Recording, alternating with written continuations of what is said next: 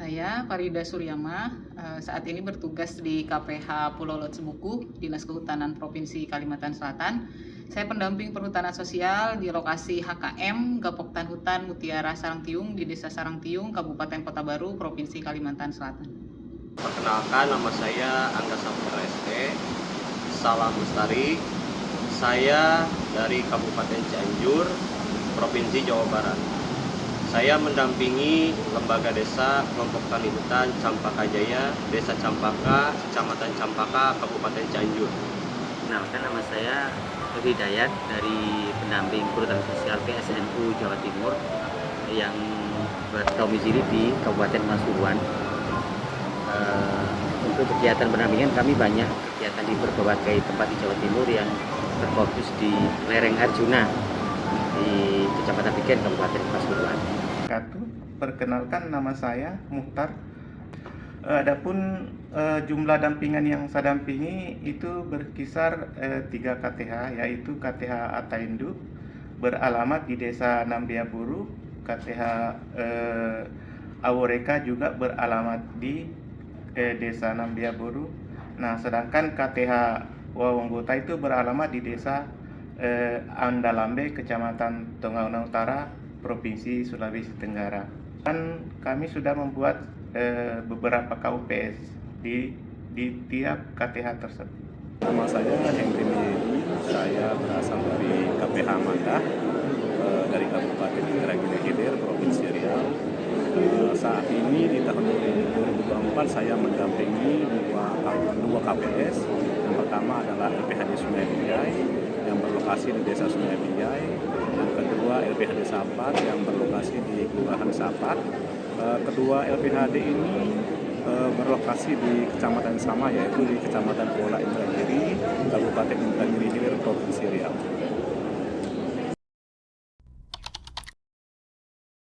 Menjadi pendamping perhutanan sosial itu keterpanggilan jiwa saya selaku generasi muda, karena melihat potensi yang ada di wilayah Kabupaten Cianjur ini, sumber daya alamnya luar biasa. Itu yang termotivasi sehingga saya ingin mendampingi kelompok tani hutan. Karena apa? Karena IPM Kabupaten Cianjur ini terendah di Jawa Barat, sehingga sumber daya alam yang potensi ini harus dimaksimalkan untuk mendorong peningkatan IPM di Kabupaten Cianjur dan bisa berkontribusi untuk penghasilan asli desa, juga penghasilan asli daerah Kabupaten Cianjur sendiri.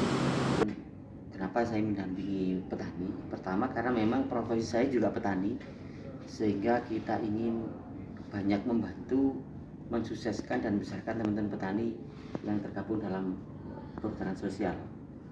Nah, di mana memang kami ini hanya perasaan senasib ya sebagai petani yang ingin saling bantu dan bekerjasama, juga menjadi bagian dari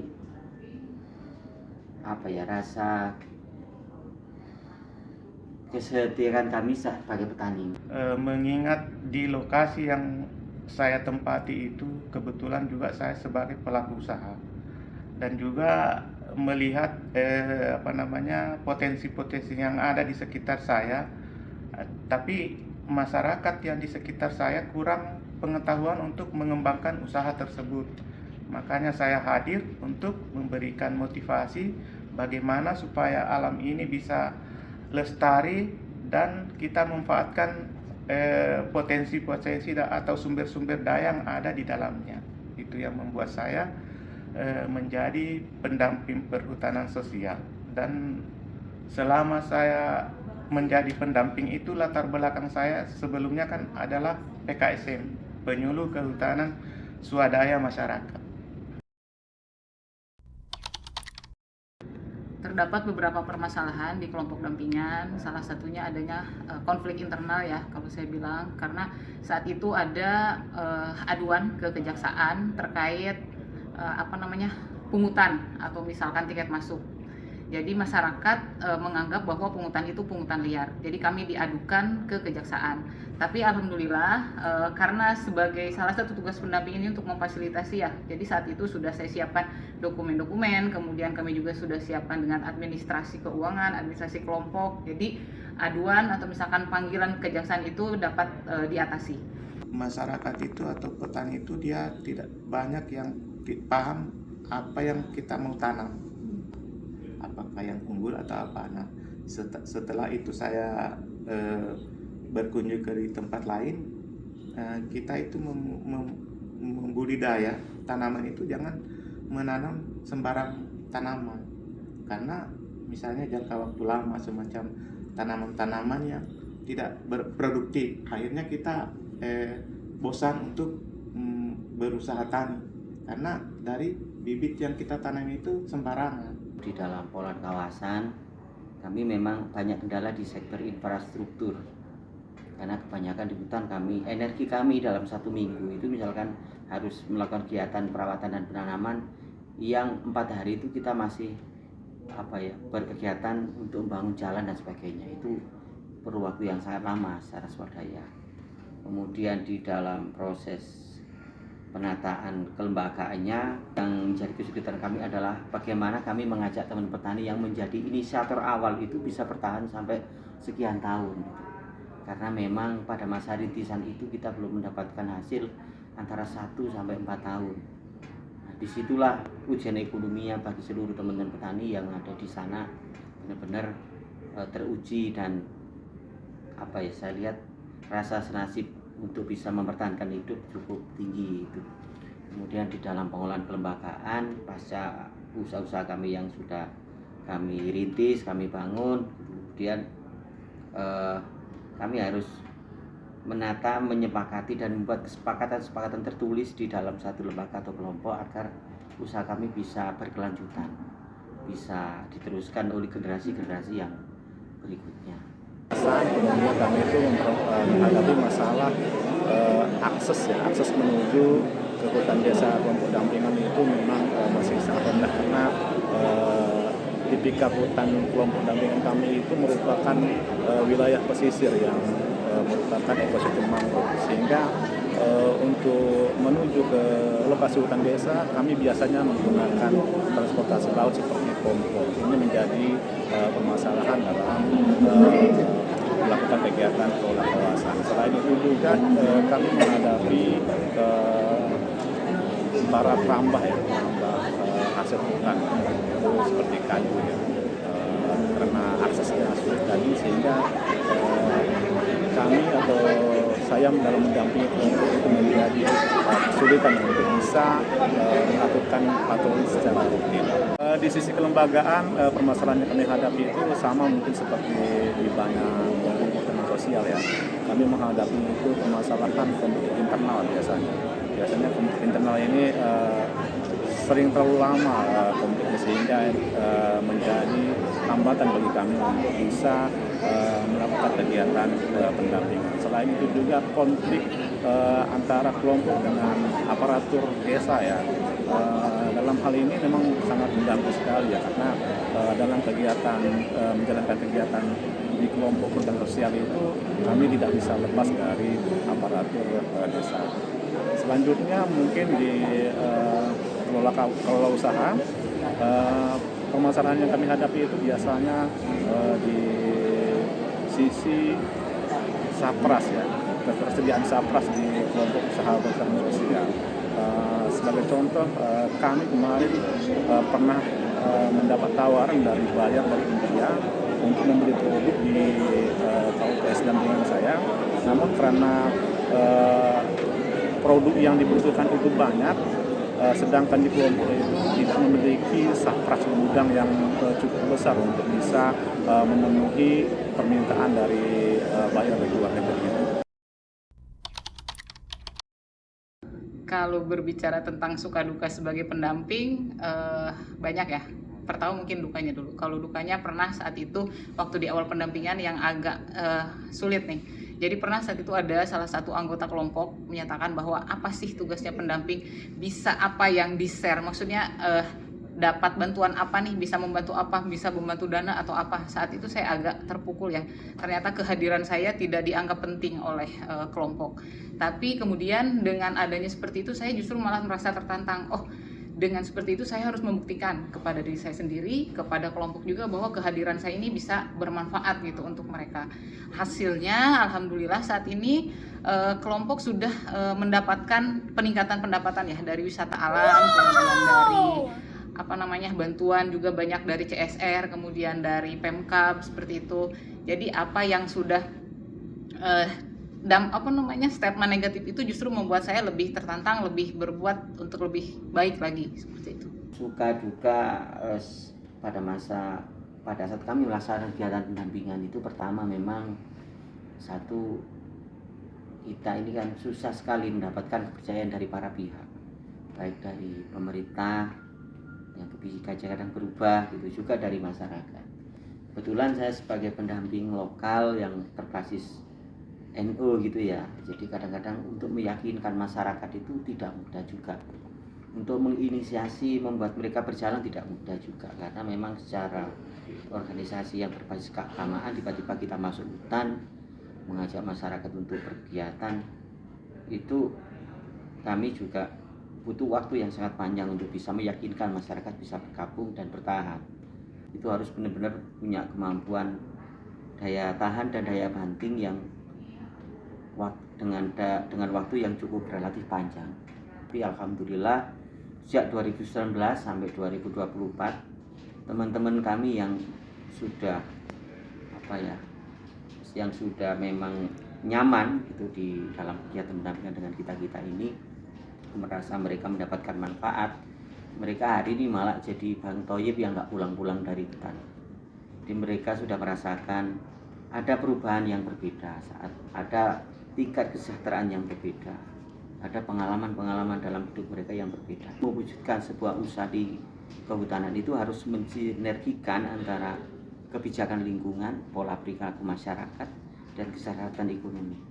Itu hanya bisa kita capai dengan waktu yang kita tidak membatasi waktu sampai kapanpun, tapi kita memang harus selalu on standby setiap waktu, dan kemudian membawa semangat mereka, juga membuktikan kepada mereka bahwa ini bisa dilakukan. Itulah kenapa di PSNU Jawa Timur itu sekarang, kalau di awal itu sudah ada 17 SK yang dibagikan, sekarang di inisiasi baru sudah ada 10 kabupaten, sehingga menduplikasi model-model yang kami kerjakan di lapangan di kelompok tani Sumber Mamberapa di Desa Jatiarjo Kecamatan Bikin Kabupaten Pasuruan ini, alhamdulillah di 10 kabupaten sejatim sekarang sedang berproses untuk saling bisa seperti kami. Dan yang sudah mendapatkan SK inisiasi usaha di bidang perkebunan, di bidang pariwisata, itu sudah rata-rata 50%. Harapannya ke depan, pertama untuk kelompok binaan ya, kelompok dampingan, mudah-mudahan mereka tetap solid, tetap kompak, dan bisa mengelola kawasan hutan yang sudah diberikan izin PS ini. Kemudian untuk pemerintah, mudah-mudahan dukungan support itu tidak hanya dari satu pihak, karena kegiatan PS ini tidak bisa berjalan sendiri, harus banyak stakeholder yang mendukung seperti itu. Harapannya pengelolaan lahan hutan sosial di wilayah kami itu mampu berkontribusi untuk pengembangan asli desa dan asli daerah, sehingga bisa meningkatkan IPM Kabupaten Cianjur di wilayah Provinsi Jawa Barat. Juga harapannya tadi persoalan dengan pihak luar eksternal dari KLHK segera turun untuk mengklirkan di lapangan agar tidak ada lagi gesekan-gesekan yang tidak diharapkan dan tidak diinginkan.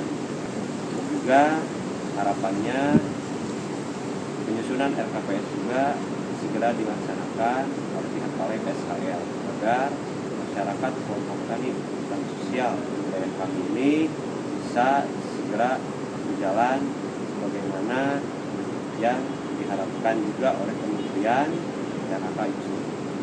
Harapan yang pertama, kami berharap bahwa kelompok-kelompok yang sudah mendapatkan SK itu mendapatkan program bantuan fasilitasi di kegiatan usaha yang sudah mereka inisiasi, baik di sektor perkebunan kah, di peternakan.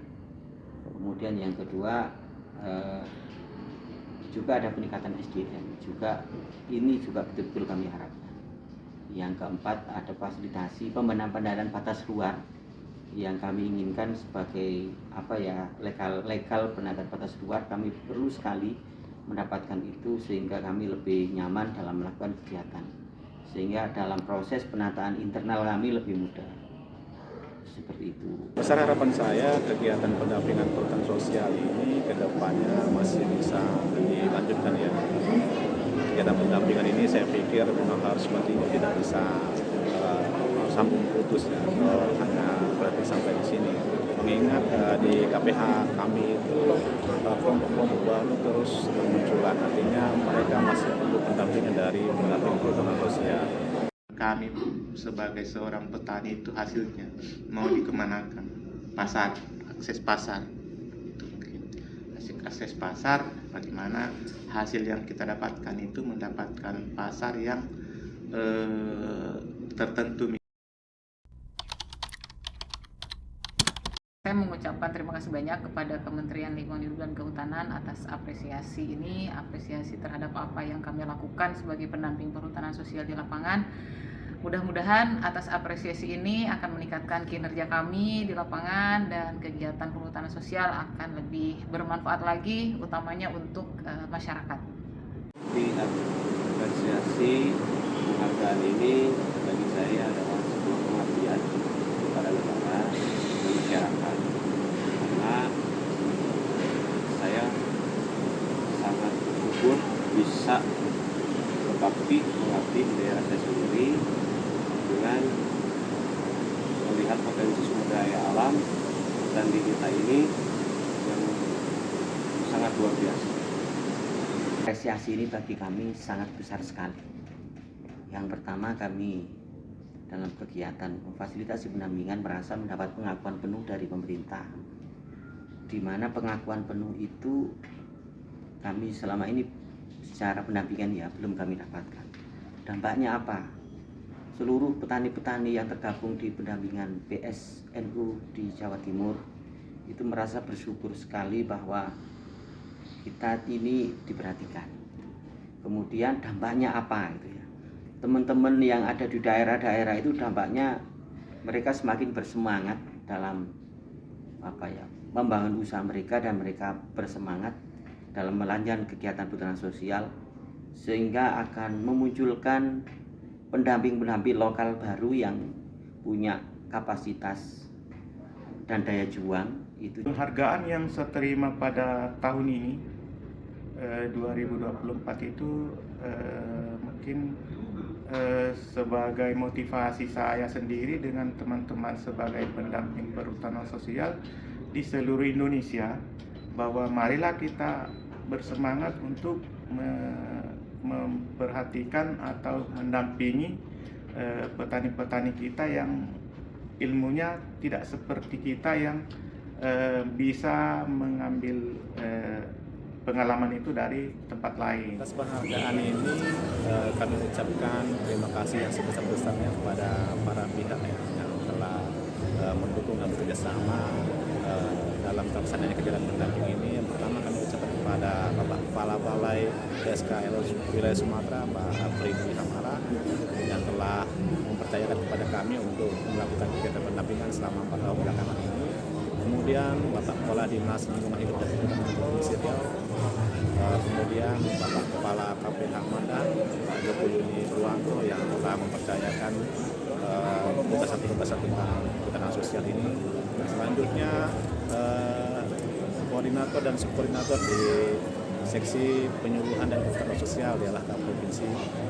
Terakhir mungkin kepada teman-teman sesama pendamping dan kelompok dampingan kami sendiri, karena kata kalian kami tidak bisa mendampingi kelompok perhutanan sosial. Terakhir penghargaan ini atau apresiasi ini kami dedikasikan kepada almarhum Pak Mutohir, pendamping perhutanan sosial yang tanggal 15 Juli 2024 kemarin tutup usia. Semoga amal ibadah Pak Mutohir diterima oleh Allah Subhanahu wa Ta'ala, atas kerja Pak Mutohir mudah-mudahan menjadi suri teladan bagi kami.